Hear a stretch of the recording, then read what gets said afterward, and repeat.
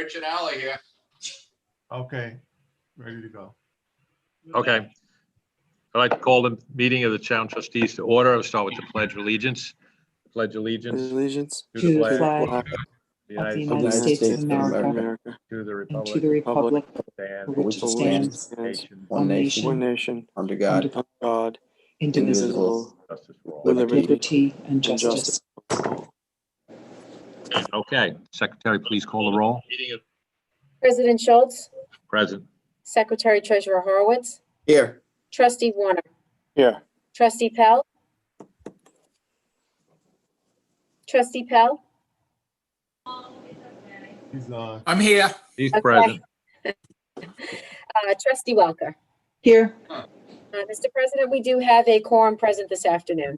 Okay, very good. Okay, so the first item on the agenda is the Waterfowl PowerPoint presentation by Senior Bay Constables Al DeZulo and Rich Franks. Here we go. Okay, Just gonna wait. Yeah, we're just gonna wait for James. James, you could change it. Does that work better that way? I'm gonna roll through it, okay? Everyone can hear me, right? yes, yes, yes. All right. Hunting is a for many law-abiding citizens and residents of this town of Southampton, all right, to experience the tradition and pass along that tradition and local knowledge to their youth and the novice waterfowlers who enjoy the outdoors. It's an integral part to nature's cycle of life, being utilized as an important tool to manage a natural resource. Waterfowl season traditionally opens on Thanksgiving Day, and it's an open season that runs for 60 days, counting back from the last Sunday in January. However, this year it opens on November 21st, goes to the November 29th, and then it reopens again on December 12th and goes to the last Sunday in January of the 31st. We also have Youth Waterfowl Day that opens on November 7th and 8th.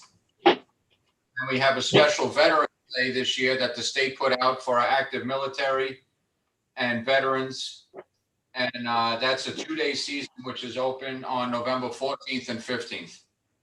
All legal shooting times are a half an hour before sunrise to sunset. You can skip the next one. Southampton Trustees Waterfowl Program is the largest of its kind and the most unique of its kind in New York City, with 276 registered locations throughout the township. All locations are legally permitted through the trustee's office under the trustee board's approval and the Bay Constable's recommendation and approval.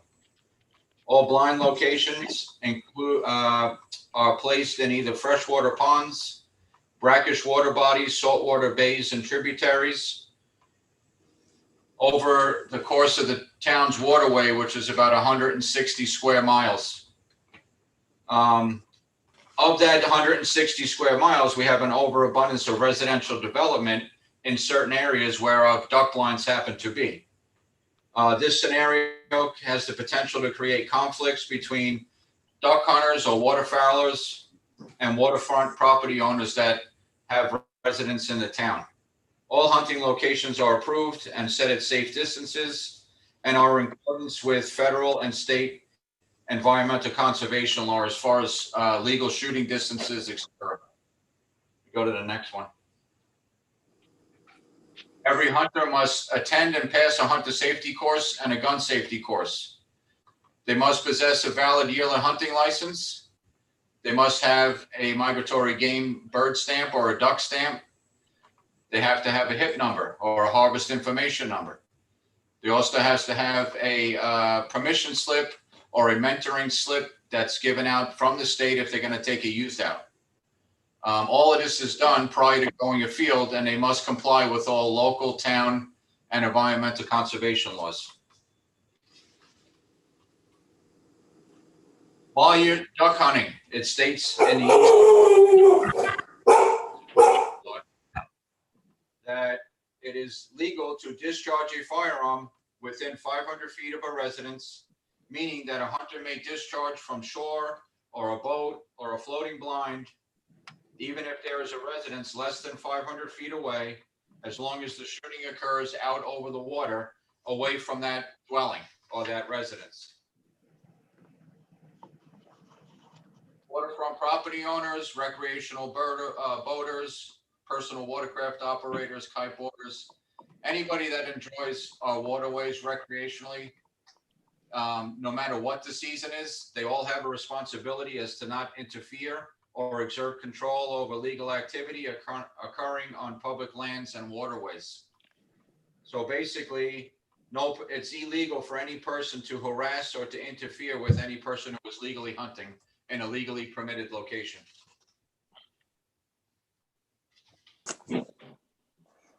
Waterfowling is a legal recreational sport enjoyed by many legal hunters of the township who have a strong passion on preserving that tradition, while realizing that it's also a privilege to do so. Conforming with yearly permitting process through the trustee's office, local, municipal, and state laws, and abiding by their own code of ethics, they take a huge responsibility in trying to uphold a certain possession that affects the public's opinion of their activity. The Southampton Town's Trustees Waterfowl Program has adhered to all of these laws pertaining to this activity since its inception, which is approximately about 30 years ago, while trying to maintain a common understanding between waterfowl hunters and the waterfront property community.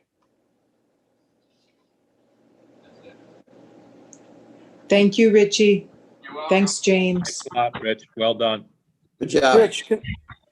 Rich, can Yeah. I ask you one further thing? Can you just touch on the sea duck hunting that happens out in the Atlantic Ocean as well in the Peconics? I know it's outside of our jurisdiction as far as trustees, but there's a whole community of people that do actively hunt in those areas. And, the same regulations and common regulations fall upon them as it does regular hunters, correct?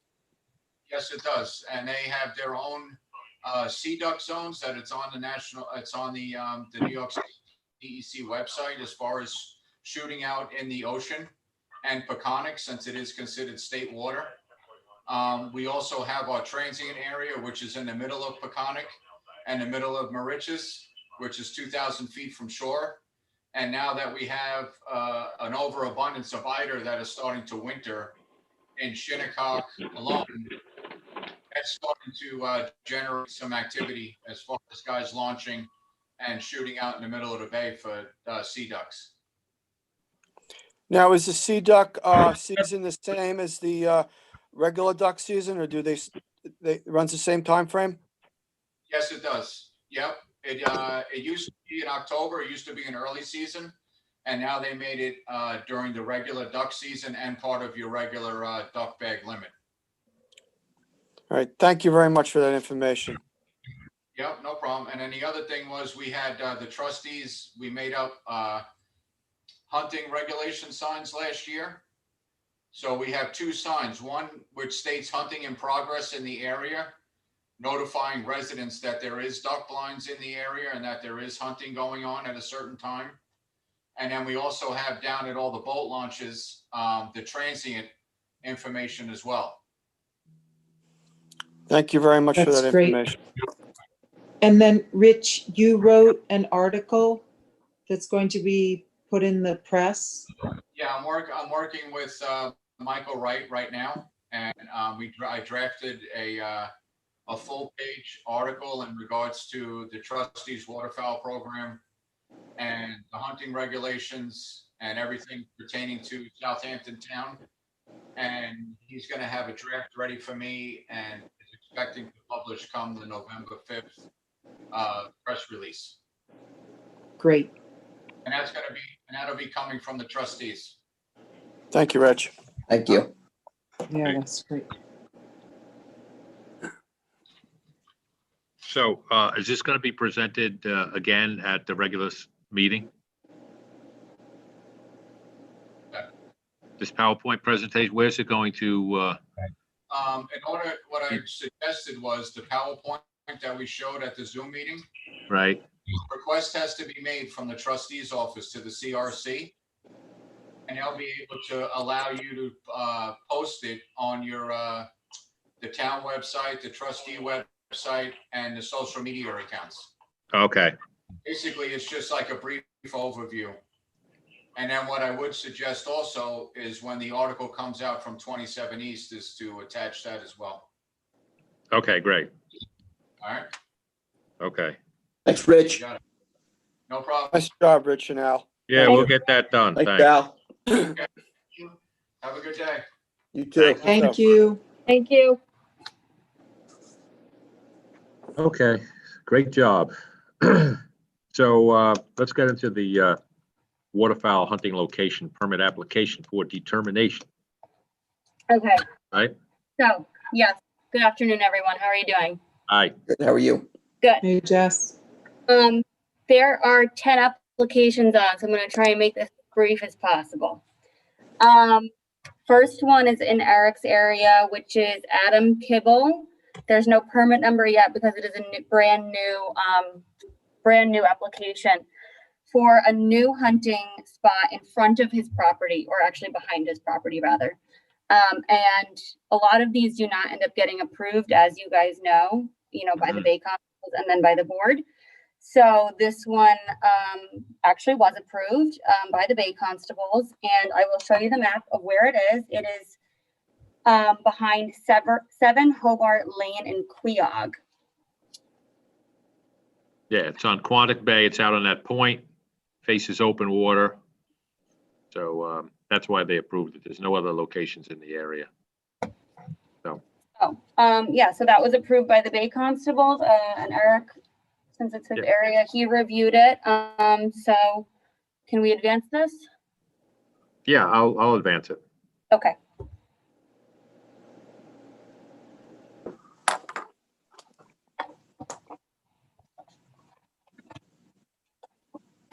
Okay, now we have 2 in Scott's area. One is Harry Miller and Anthony P. Danowski. Permit number 50, they're transferring the permit application to Stephen Rempe. So both of them are going to be off of the permit, and it's going to be solely in Stephen Rempe's name. He actually is currently registered on one other blind, but there's the 2 blind max, so I think he's good, and the Bay Constables approved this. Wow. Harry Miller and Butch Danowski getting out of the duck hunting business? Whoa. Okay. Right, Scott? You have a problem Yeah. with it, right? Yeah. No, I don't have any problem with it at all. Approved by the All Bay Constables, so by the book, it's fine. Sounds good. All right, next is permit number 257. This is going to be R. Scott Prosser. He has been on the wait list, let's see, I think for quite some time. I want to say since the early 2010s. He actually accepted a location, which is in, and the Bay Constable said it is good. Let me just get the location for you. It says southeast corner of Birch Creek, south of the end of Birch Creek Road. Okay. So, Fine with me. Okay. alrighty, so that's advanced. The next one, we have a bunch in Bill's area. Okay, so Richard Jaminski, he has 2, 116 and 226. He was on both of these with his brother Raymond. Unfortunately, he is in the hospital and not, I don't really know what's going on, but he wanted to remove his brother. And he said that he wants to add somebody, but doesn't have anyone lined up quite yet. So he's just removing his brother at this time, Richard Jaminski. And maybe next year he'll add a co-permittee. So the Bay Constables said that both of those looked good.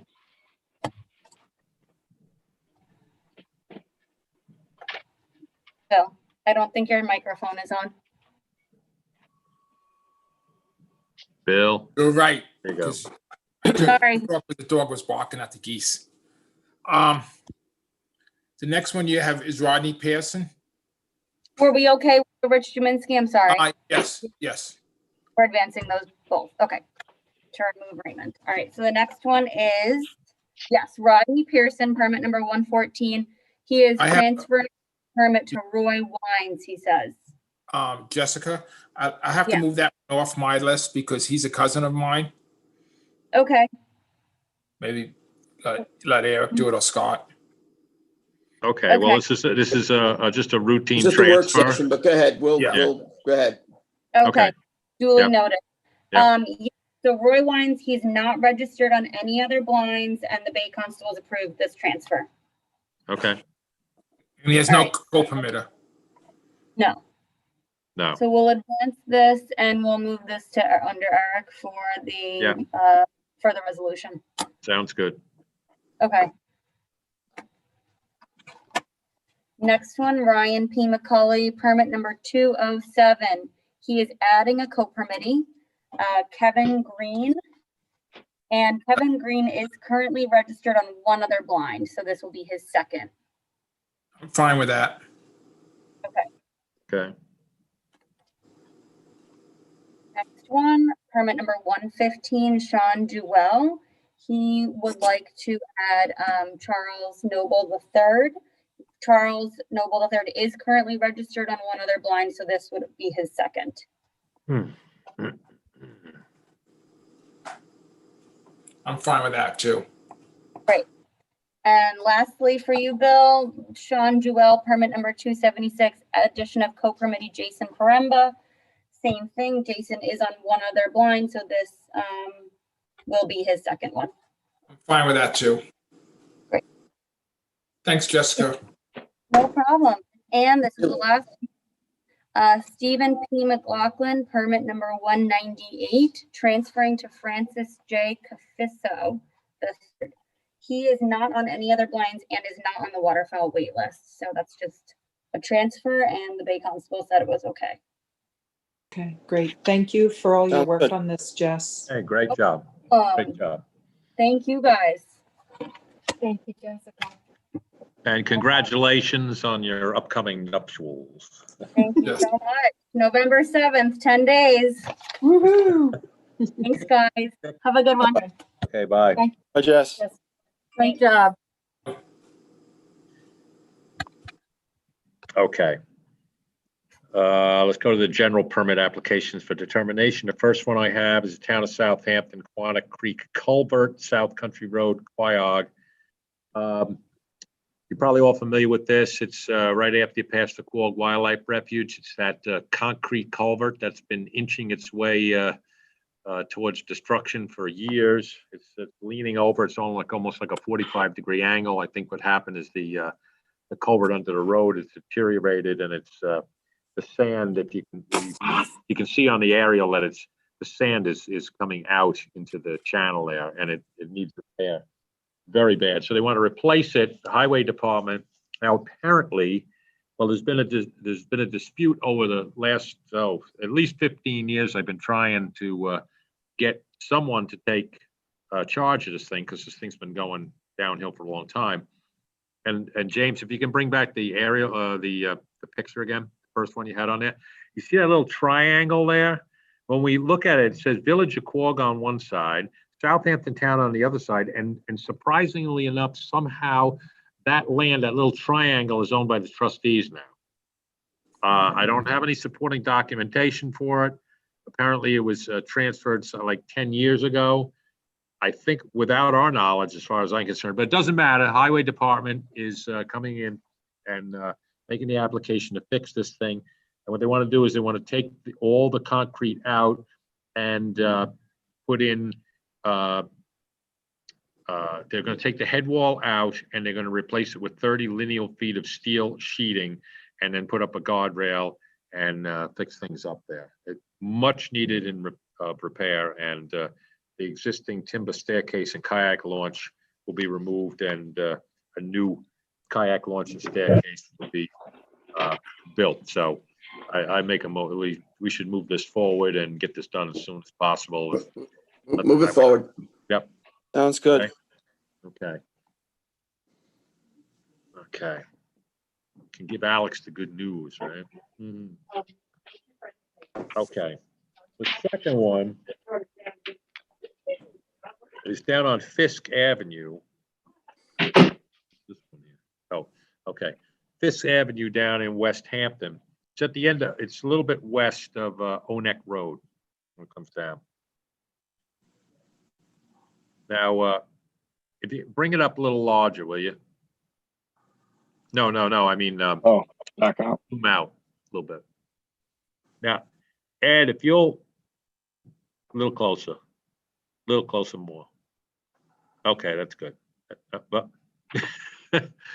no, I wanted to take in that other dock that we were discussing today. Oh, okay. This is Okay, where that's we good. increased That's the good. pier line in, didn't we, Eric? Yeah, just move the whole screen up. Yeah, it's good. Stay right there. All right. Okay. All right, you see where the cursor is on the bottom?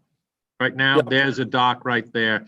It was, there was shoaling up, and we had a public hearing, and we increased the pier line to 125 feet in that particular area to get beyond the shadow of that shoaling, where you can see we're starting to get to deep water. So the pier line was increased to 125 feet from Onek Lane to the east to the Onek Drain, which you could, where he has the cursor there right now. Yep. It did not go to the west of Onek Lane. So now you can bring our thing into perspective now. Okay, so we had issued a permit to Onek Tove, T-O-V, down the end of, on the, right alongside Onek Lane, if you want to put the cursor over there for a minute, on that dock there, with the dock we discussed, yeah. That was, that dock is, we looked it up in the record, 71 feet. Now, there is a little bit deeper water there. And then it shoals up.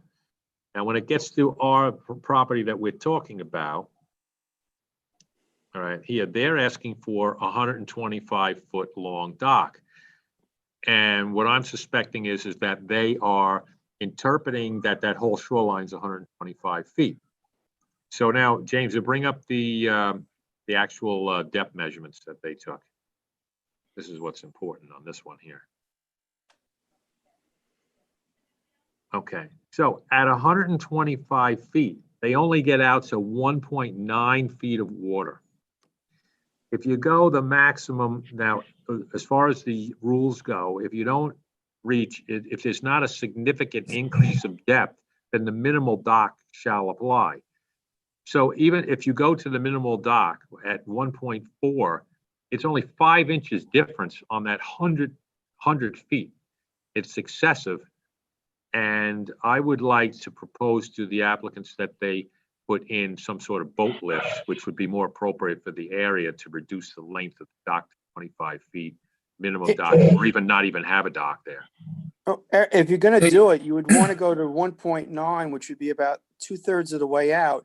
And from that 2/3 of the way out, all the way to where the end of the proposed dock is, there's no increase of water depth. There's no reason to, yeah. 1.9 would give you the ability to get a small boat and a jet ski, but the rest of it is extremely shallow. I mean, Yeah, any I larger know, vessel. Hey, Eric, Yes, you need more than 1.9 for a boat lift to get the boat on the lift. Yeah, he's right. I think that's going to be tough. And I one- think, I think it's just going to be an access dock with a mooring buoy, you know? Yeah. But that would Like work what you for, did before. but that would work for a jet ski lift hoist. You would have a more than Yeah. 1.5, which would allow you to put 2 jet skis and a hoist and a lift there to get them out of the water. Yeah, So you that can would work put- for that. yeah, But you- for, yeah, you put one of those lips that attaches to the dock or attaches to a platform that can raise it up, out of the water. yeah, but that would work for a small craft like that. That would Yeah, be fine. right. Something to that size, like maybe, because you want to go a little bit further off the dock because there's a lot of wave energy there. And if you put it right next to the dock, the water slams back on it. So you have to keep it off a little bit off the. Well, the bulkhead. wave fetch on a southwesterly wind comes all the way from Swan Island basically to there. Right. It gets pretty So- rough right there. So you might want to keep it off a little bit, But that would allow you for a small jet ski lift hoist there, which would work out fine for a small vessel like that. Or even Yeah, a so- small jet boat, but So I Bigger just wanted boat. to get the sense of the board so I can go back to them and tell them what we want. We've got to reduce the thing back. They can't have it at, at the most 100-foot would apply, the regular 100-foot dock length without a pier line. So they'd Yeah, have to cut back even 25 feet for that, but there's no significant increase in depth, so the minimum standard should apply, like it says Yeah. in the book. Yeah, I mean, once you get to 1719, then like I said, that would be good, but inshore that it's pretty shallow. And, Right. you know, and offshore, you're gonna go off 300 feet at least before you get any appreciable depth of water. Right, right. Put it on hold to go back to the drawing board. Yes, that's what I'm gonna do. Okay. All right. We're holding What? that, President Schultz? Yes, because I'm gonna go back to them and have them resubmit drawings appropriate to the area. Thank you. So Scott's, no. I got some. Yeah. I got a bunch. I got Shinnecock Shores, Tarpon, Marlin, Whiting, and Barracuda Roads. As you know, this is a development in East Quogue, and this is an application for maintenance dredging. It's kind of standard. They've done this in the past. They have their own dredge spoil site. My suggestion is to move this one along. It's got to be done. So I would advance They're it. gonna use the same deposition site by the swing sets, Scott? Yes, yeah, they've got it all set up. You Oh, know, good. they know what they're doing. It's not there. Well, You it's know, really they- important. It's really important with that much, building on the upland to have a good circulation of water to keep these canals open and well circulating. So this is a good project. Right, and they figure out how to pay for all this stuff, obviously, with assessments on their own. And it's a big task getting something like this done. And they work very nicely with the trustees. It's a difficult community to wrangle with. It's highly constrained, but they're doing the right thing, and I suggest we advance. I'm Okay. good with it. Okay, that's cool. Okay. Next one I have is Robert Latora, 7 Hyler Drive, Hampton Bays. This was prior permitted. It's a bulkhead application. It met the blue book the last time that we did this. It's an in-kind and in-place bulkhead. All non-treated green heart top whaler. Same thing with the ley logs and dead men system, a non-fertilization buffer, beach grasses. We approved this in the past the same way that it was, but with everything going on, they didn't get the project done and they let it slide. So they had to come back in and redo it all over again. So here we are. So it meets the blue book. We've approved it in the past. You know, my suggestion is advance it. It meets the blue book. Okay. Okay. Yep. Sounds good. The next one I have is Kent Spellman. This is replacing an existing bulkhead. I was there taking pictures. They're going to match the height of the 2 adjoining neighbors. This is Spellman's. And the neighbor to the south is also Spellman. It's right next to their own boatyard. And what he wants to do is just replace this bulkhead, match the bulkheads that are there, north and south. He wants to use the vinyl sheathing, all non-treated green heart. He's going to do a 10-foot non-fertilization buffer. He's going to do with beach grasses and sand and stones. He wants to make a nice project there. It's a mess. I was there. I took a bunch of pictures. I forwarded them to James. I don't know if he's got them, but he needs to advance.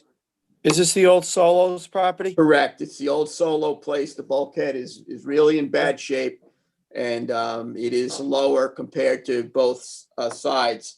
The one to the north is a project that James and I, went down there and worked on extensively over the last few years. It's higher, and so is the marina. And I think it makes, there you go. He just wants to match the adjoining properties, and I think that's what makes the perfect sense. Yeah. And the upland property by the house is higher, so it's pitched down. So Yes. raising the bulkhead up a little bit is going to reduce the amount of runoff from that property. So Yeah, it's that's a a good, big good slope. project. It's a good project. It's a good project. Smith's Creek is already, a tough place to keep clean, and these are all coming in one by one. It's kind of good that this is going to get cleaned up. My suggestion is to advance it, let him get this done already. Yep, definitely. Yep. I think we're all familiar with that property pretty much. I'm- We've been down there a lot of times. I'm sure that you are. And it needs to be advanced. It's a mess. You can see it's a mess. Okay, Okay. That's all that I have today. all right. I just have to take this one call for a second. Scott, if you want to run the meeting for a minute. Sure. We have trustee Lisa, did you get that? We're advancing all that? Yes, we're advancing Spellman, Latora, Shinnecock Shores. We're holding Keogh. And we're advancing the town of Southampton, Quantuck Creek Culvert. And now we have trustee Pell with Briggs Elwell, formerly Bet 7 Helen Lane. Go ahead, Bill. I think Daphne's here. Can you bring Daphne in? Charles, Yes, I got you. We have Daphne, and we also received communication from Mr. Elwell that he would also like to speak, who I believe is the owner of the property. and I think there might be a neighbor too. That's the only two communications I received Okay. today. All right, that's good, Lisa. Thank you. Hey, James, can you bring that information up? I don't think I have that. It's on the screen now, Bill. Okay, thanks. No problem. Just let me know if you want the photos or, We'll wait to see if Daphne comes in. Is she Okay. on? Yes, she's there. Hi, All right, Yeah. Daphne, you got the floor here. Daphne Vaughn, Surfside Environmental Planning for the current owner Briggs Elwell, 7 Helen Lane in North Sea. This is an application for a dock that was originally approved by the trustees for the prior owner, which was Betts, last December. So we submitted an application recently to modify that approval based upon a notice of incomplete from the New York State DEC. They were asking for the dock to not impede any further than 25% of the waterway. So we changed our plans to show that it won't go any further than 25 feet. I believe the width of the waterway is about 100. We're showing it at 101 from the low water to low water across the creek. It will be a fixed dock. This also needs to go to the Army Corps, so it's going to need to be elevated 4 feet above the vegetated portions. We're showing it back. Put it through, Matt. 15 feet off of the property line. There'll be a 6-by-6 foot fixed platform at the seaward end of the proposed dock. Right next door is the association marina for the, what's the name of this neighborhood? I can't think of it off the top of my head. Cove Estates or Southampton something? Cove or Cove Estates, Yeah, yeah. it's Southampton Cove Estates. It's Southampton Cove, yeah. So we're showing that the float will be 56.9 feet at its closest point to the closest float associated with the marina next door. Mhm. We're basically trying to comply with everybody else's requirements. So it'll be a fixed dock of a total 50-foot length, and that includes a 6-foot platform. So it's 44 by 4 fixed dock, and then the 6-by-6 platform at the end with a ladder for entrance for a kayak.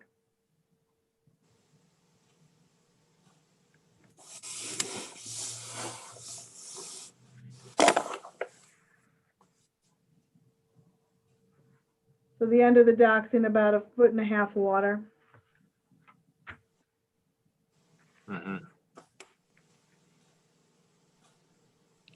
So you just gonna have the platform with no float. Right, no float. The original approval allowed for a 6-by-20 float and was further out because there is 2.5 feet water, 2.5 feet of water. Another probably 8 feet or so out. But the DEC will not allow them to expand into that 25% width of the waterway. Army Corps is going to say the same thing. We have not yet applied to them. So you're going to reduce this, you're going to reduce the length of the dock considerable just to have a access for a kayak Yes, with ladders, with a ladder. yes, correct. Stephanie, did you send us a new application or just the plans? I submitted on October 7th. There was a letter with my new plan and an application. Because we modified our modification. Okay, so this is, all right, so I just got to update that one. All right. So this is the correct plan, right? Yes, Yes. I would think so. Okay. Yep, that's right. I like this plan a lot better. I think the neighbors would like it too. And this is the incorrect application, correct? Yeah, that's incorrect. Okay. Okay. I will track that down and update it. Did any of the other board members have any questions on this? I have no objections. No, I'm okay. This application then allows for, or this revision allows for better ingress and egress for the neighboring marina for the community. Correct, Daphne? Yes, yes, because it is a shorter dock. There is no float, and it's just the platform. So it's, I think it was about 8 feet longer originally. So, yeah. And it's a fairly narrow channel and a fairly busy marina. It's a very narrow. I mean, looking at it, I don't really think that the 8 feet would have been that drastic, but I have no objections to this plan. No. No, it looks like you have well, the channel is narrow up ahead, but you got 2.5, 2.73, 3. Yeah, it's what channels at least 50 feet from the end of the dock. Exactly. I don't think our initial one was impeding anything, but I don't have any objection to this. If this is what they want to do. Okay, that's cool. I'm good with fine it. Well, I think it's more of what the DEC and the Army Corps are seeking versus what I think my client really would like to have the float, but it will not meet the DEC and Army Corps requirements. Interesting. The question is, whose permit prevails? The landowners or the state? I mean, if it's your client's decision of how long they want to try and, continue to advocate for what they want, or do they just want to do what they can do now? Right. So I think he's fine with doing this platform versus the float. I'm the owner of Briggs Owl. The platform is okay with me. I have been in direct contact with the two presidents of the association, and their fear was that if there was a boat on the dock with the 8-foot additional with a platform, depending on how it was docked, the boat's width would impede on the channel. And we walked it. I pointed out the difference in length without the platform. My only request, which Daphne put in, was the 6x6 fixed platform, just because I have kids and being able to get down onto, whatever is there, it is helpful. But this plan seems to be comfortable with everybody. Do you want to put some kayak racks on the side of your dock? Would love to do that if that's a permit required thing, Yeah, you have to put it on the drawing because it's part of the dock. And yes, I would assume Daphne and I can discuss that, but that would definitely be a nice feature. Yeah, it's pretty easy to do. Okay. Thank you for working with the community, Briggs.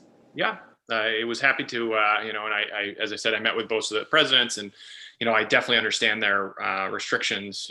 Initially my thought process was with the depth that I would, sign some sort of an agreement to no propeller or anything was attached, but this seems to be a comfortable middle ground, and we're happy with it. Good. Thank you. Great. So Daphne, if you get a new cover sheet, we can have this for Monday. A new cover sheet with the kayak rack, is that what you're saying? The Yeah, that's what he kayak wants. rack and the Drawing with the, and plans.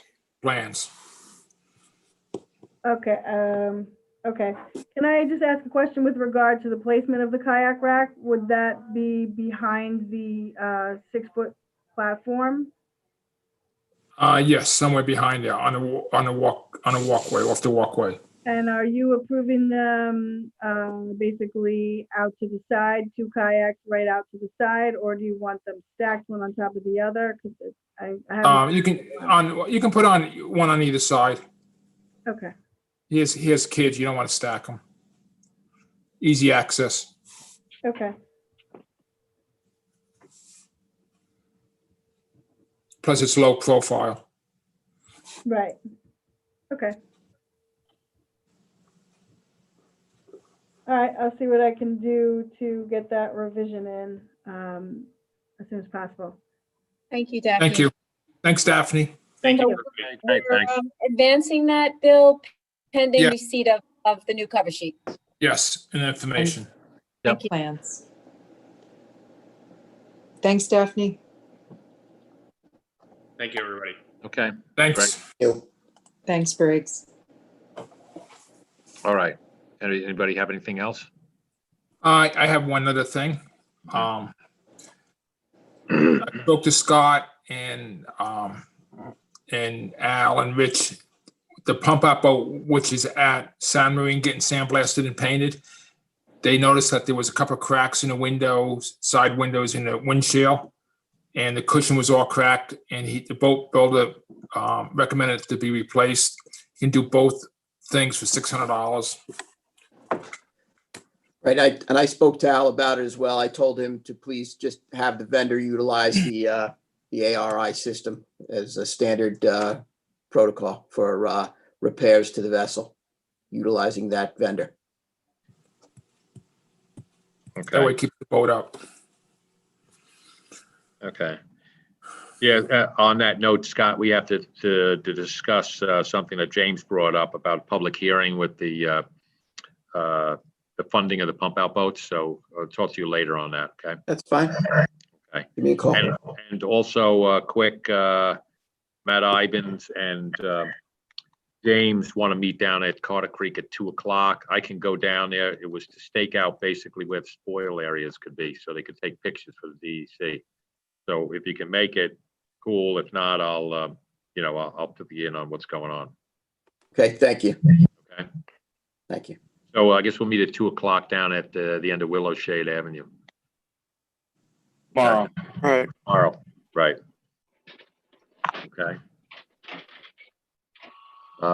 Anything else? Okay, so we got an executive session, make a motion, well, not a motion. We're gonna move into executive session in a little while. Let's see, it's 4:00. How about like 10 after, give it enough time for everybody? That's fine. Okay.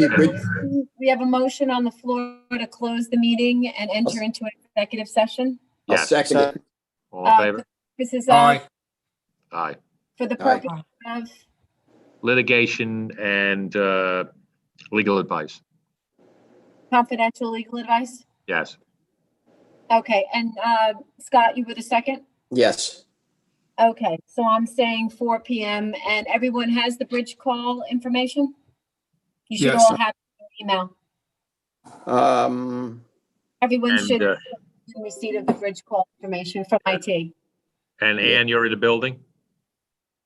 Okay, so you want to come in the trustee office? We can put it on the intercom, on the speaker? Okay, good. That's Sure. one less. Okay. Okay, very good. All right. We'll talk